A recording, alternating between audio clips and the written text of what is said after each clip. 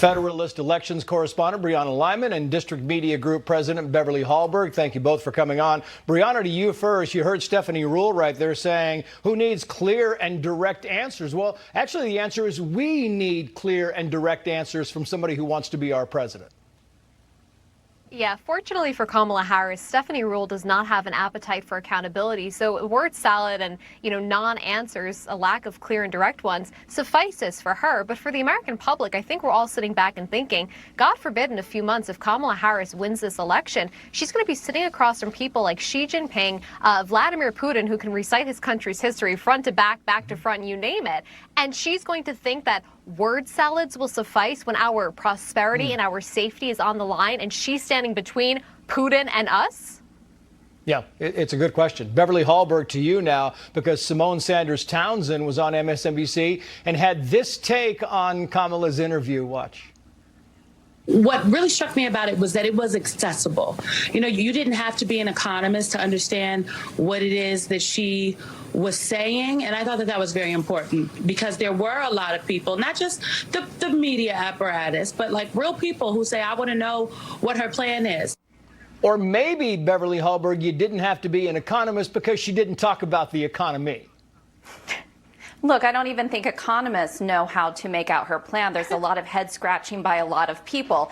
And it seems that a lot of reporters and those in the liberal media think that she's just going to win on a good vibe, a good feeling, doesn't need to get into details. And what Simone Sanders refers to as accessible, I would actually say it's a lack of information and lack of strategy, because one of the things the press should be pressing on is if she does win this presidency, how is she going to actually enact these if she doesn't have the House or the Senate? So not only do I think she doesn't understand her perspective in general and can't explain it, she has zero strategy on how to move it forward. It sounds to me, Brianna, like even the New York Times is getting a little bit tired of the whole dodge, the whole dodge and dip thing. They say, quoting here, her media strategy has been to sit with friendly inquisitors who are not inclined to ask terribly thorny questions or press her when her responses are evasive. It's not quite clear what Ms. Harris gained aside from giving her campaign aides the ability to say she held a one-on-one cable television interview. I mean, it really is. The Democrats are kind of starting to get a little bit, chagrined by the whole thing.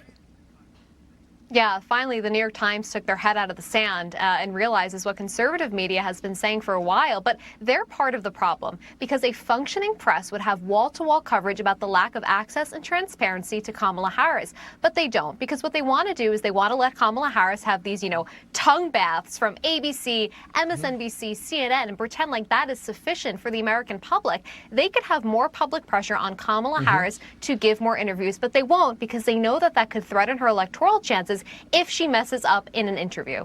Because stuff like this happens. I mean, that's the whole thing, is she gives interviews and stuff like this happens where you're like, oh my gosh, that was not good.